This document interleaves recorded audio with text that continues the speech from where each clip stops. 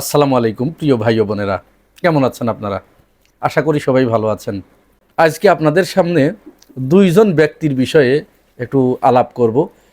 একজনের বিষয়ে একটু ডিটেইলসে যাব, আর একজনের জাস্ট একটা ভিডিও ক্লিপ দেখাবো। তারপরে তার সম্পর্কে দুই চারটি কথা বলবো। আসুন আগে আমরা ভিডিও ক্লিপটা দেখি, তারপরে এই বিষয়ে দুই একটা মন্তব্য আমরা করার চেষ্টা করব।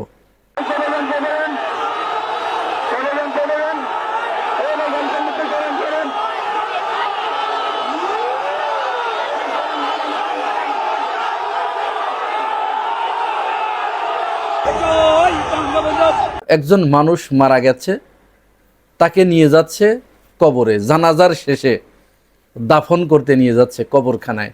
কোনো হিন্দু যদি মারা যায় তাহলে তিনি যখন লাশ শ্মশানে নিয়ে যান, তখন সবাই তাদের যে বেদ মন্ত্র আছে, বল হরি হরি বল, বল হরি হরি বল, এই বেদ মন্ত্রটি পড়তে পড়তে যায়। আর মুসলমানদের লাশ যখন কবরে নেওয়া হয় তখন প্রত্যেকেই কালেমায় শাহাদত পড়তে পড়তে যায়। এটি মুসলিমদের রীতি। যে ব্যক্তির লাশটি নিয়ে যাওয়া হচ্ছে কবরস্থানে, ইনি হচ্ছেন সাবেক স্বৈরা শাসক ফ্যাসিস্ট শেখ হাসিনার বিআই, অর্থাৎ পুতুলের শ্বশুর ইঞ্জিনিয়ার খন্দকার মোশাররফ হোসেন। তার সম্পর্কে আপনারা সবাই জানেন। তিনি গত বুধবারে মারা গেছেন। তিনি শান্তি কমিটির চেয়ারম্যান ছিলেন। শান্তি কমিটি বুঝতে পেরেছেন তো? রাজাকারদের যে সংগঠন, শান্তি কমিটির তিনি চেয়ারম্যান ছিলেন।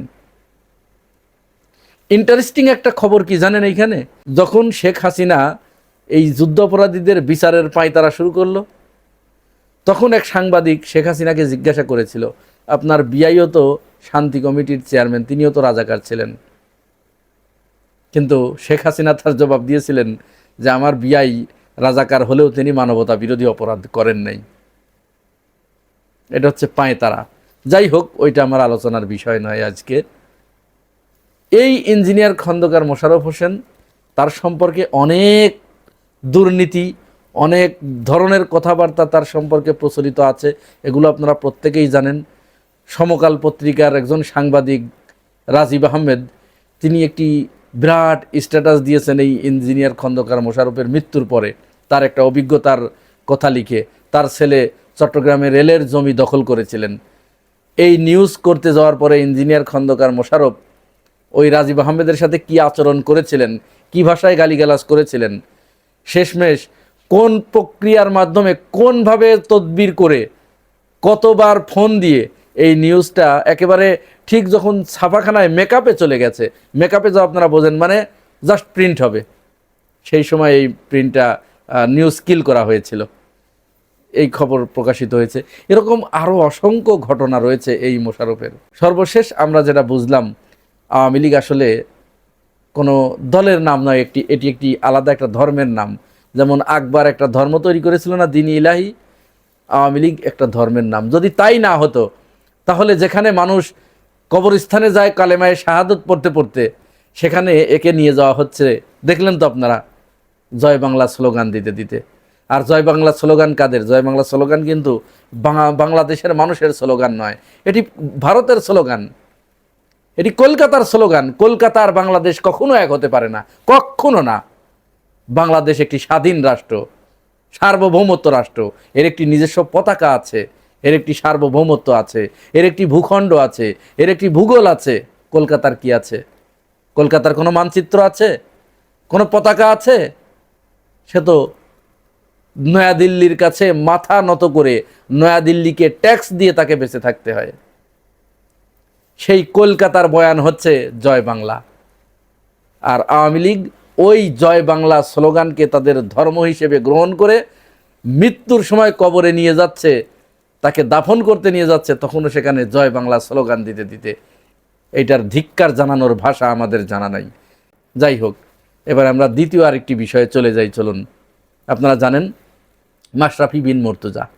এই মাশরাফি বিন মুর্তজা, তিনি তার বাবার কাছে একটি চিঠি লিখেছেন বা অনুরোধ করেছেন ভিডিও বার্তার মাধ্যমে যে আমি মারা গেলে আমার লাশ নড়াইলে নিও না।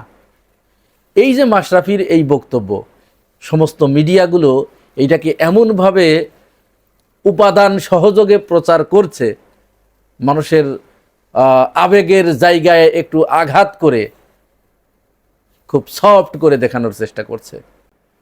মাশরাফি, আপনি মারা গেলে আপনার লাশ নড়াইলে নেওয়া হবে কি না হবে, প্রথম কথা হচ্ছে এই সিদ্ধান্ত আপনার আর নেয়ার কোনো অধিকার নাই।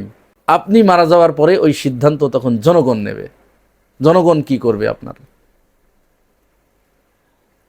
তার আগে আপনার এই জিনিসটা একটু চিন্তা করা দরকার ছিল। এই যে পর্যায়টা চলে আসলো, কেন এই পর্যায়ে আসলো? এই পর্যায়ে আসার জন্য আপনি কি কোনোদিন আপনার নিজের বিবেকের কাছে প্রশ্ন করেছেন? আপনি তো বাংলাদেশের মানুষের নেতা ছিলেন, আপনি বাংলাদেশের 18 কোটি মানুষের ক্যাপ্টেন ছিলেন, কিন্তু হঠাৎ করে আপনার মাথার ভিতরে কি হলো?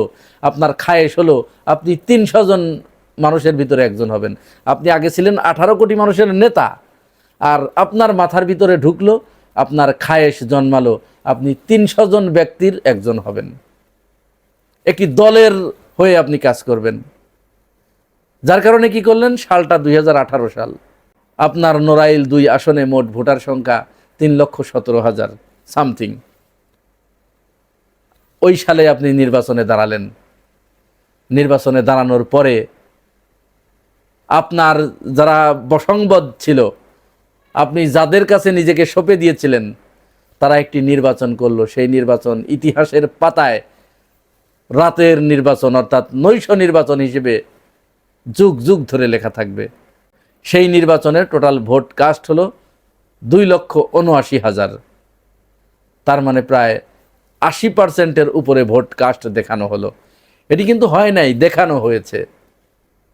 শুধু এখানেই থেমে থাকে নাই, এইখানে আরো মজার যে ব্যাপারটি ঘটেছে, এই যে 2,79,000 ভোট কাস্ট হলো, এর ভিতরে আপনি একাই নিলেন 2,71,210 ভোট। আপনি একা নিয়ে নিলেন, আপনাকে নিয়ে দেয়া হলো কত পার্সেন্ট জানেন? এটি 96.96%। আর আপনার নিকটতম প্রতিদ্বন্দ্বী যিনি ছিলেন, তিনি বিএনপির ধানের শীষ নিয়ে নির্বাচন করেছিলেন, তাকে দেয়া হয়েছিল মাত্র 7,800 সামথিং, মানে 8,000-এর নিচে এটা দেয়া হয়েছিল। আপনি বিশাল বড় ব্যবধানের জয় নিয়ে এমপি হয়ে আপনি সংসদে ঢুকে গেলেন। তখন তো আপনি নিজের চোখে দেখার সুযোগ পেলেন যে সরকার কি করছে, কোথায় কোথায় সে কি করছে, তার প্ল্যানটা কি। আপনি সেখানে মহারাজাধিরাজ হয়ে গেলেন, 300 জনের একজন। অর্থাৎ 18 কোটি জনগণের নেতা হতে আপনার ভালো লাগে নাই, আপনি 300 জনের একজন হয়ে গেলেন। আচ্ছা, মেনে নিলাম আপনি তাই হলেন, যে আপনি বুঝতে পারেন নাই, আপনার জানা ছিল না যে আওয়ামী লীগ এত খারাপ করবে। খারাপ করার পরে 2024 সালে যখন নির্বাচন এলো, তখন তো যে ঘটনাগুলো ঘটেছিল আপনার চোখের সামনে ঘটেছিল, এবং আপনার সম্মতি ছিল সেখানে। আপনি প্রত্যেকটা বিষয় সংসদে টেবিল চাপড়িয়ে সম্মতি দিয়েছেন। আপনি যদি এখন এইটা বলে থাকেন যে আমি জানতাম না, আমার অগোচরে এটি হয়েছে, তো আপনি তো এটা তখন অস্বীকার করতে পারতেন। আপনি বলতেন যে আমি আর নির্বাচন করব না 2024 সালে। কিন্তু আপনি কি সেটা করেছিলেন? আপনি তা করেন নাই। আপনি এবার ডামি নির্বাচনে অংশগ্রহণ করে সংসদে ঢুকলেন এবং রীতিমতো হুইপের পদটিও বাগিয়ে নিলেন। খুব ভালো লাগছিল, মজা লাগছিল, তাই না? আচ্ছা, মেনে নিলাম আপনি সেখানেও হুইপের পদ পেয়েছেন, একটা বড় পদ, জীবনের বড় খায়েশ ছিল, আপনি পেয়েছেন। কিন্তু যখন এদেশের মানুষের, ছাত্র জনতা, নিরীহ শিশু, নারী, বৃদ্ধ, এদেরকে পাখির মতো গুলি করে করে যখন হত্যা করা হচ্ছিল, তখনও কি আপনার বুকটা একটু কাঁপে নাই? আপনার কি তখনও ঘুম ভাঙে নাই? আপনি কি তখনও ঘুমিয়েছিলেন? আপনি তখন একটা শব্দ উচ্চারণ করতে পারেন নাই? বিরোধী মতের লোকদের উপরে কিভাবে গুম করা হয়েছে, কিভাবে খুন করা হয়েছে, কিভাবে আয়না ঘরে তাদেরকে বন্দি করে রাখা হয়েছে, কিভাবে ক্রস ফায়ার দিয়ে তাদেরকে হত্যা করা হয়েছে, কিভাবে জঙ্গি নাটক সাজিয়ে ক্রস ফায়ার দিয়ে মারা হয়েছে, আপনি এগুলো দেখেন নাই? জানার পরে কেন আপনার মুখ দিয়ে কোনোদিন কোনো প্রতিবাদ বেরোয় নেই?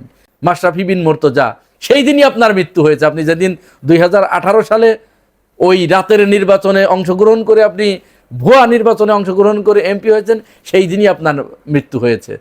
এখন আপনার বোধোদয় হয়েছে, কেউ একজন আপনার বাড়িতে হয়তো একটু গিয়ে হামলা করেছে, যা করেছেন তার তুলনায় এই হামলা খুবই মামুলি ব্যাপার, যদিও আমরা এটার তীব্র নিন্দা জানাই, কিন্তু আপনারা তো করেছেন সেটা। মানুষের ঘর বাড়ি ভেঙে তছনছ করেছেন, মানুষের ব্যবসা প্রতিষ্ঠান দখল করে নিয়েছেন। সেই জায়গায় আপনি এখনো খুব সুস্থ সবলভাবে বেঁচে আছেন, আপনাকে কিচ্ছু করা হয় নাই, আপনার দলের লোকদের কিচ্ছু করা হয় নাই। আপনি বলছেন আপনার লাশটাও যেন নড়াইলে না আনা হয়। আপনি বাংলাদেশের মানুষের হৃদয় থেকে সেই দিন উঠে গেছেন যেদিন আপনার ভিতর থেকে মনুষ্যত্ব উঠে গেছে। সুতরাং আপনার মৃত্যুর পরে আপনার লাশ কোথায় যাবে ওই সিদ্ধান্ত নেবে জনগণ। আপনি এই সিদ্ধান্ত দেওয়ার দরকার আছে বলে আমরা মনে করি না। প্রিয় ভাই ও বোনেরা, আপনারা কি মনে করেন? আপনাদের মতামতটা জানাবেন মন্তব্যের ঘরে। আর যদি আমার এই চ্যানেলে নতুন হয়ে থাকেন তাহলে চ্যানেলটি সাবস্ক্রাইব করে পাশে থাকবেন। আজ এ পর্যন্তই, ভালো থাকবেন, আল্লাহ হাফেজ।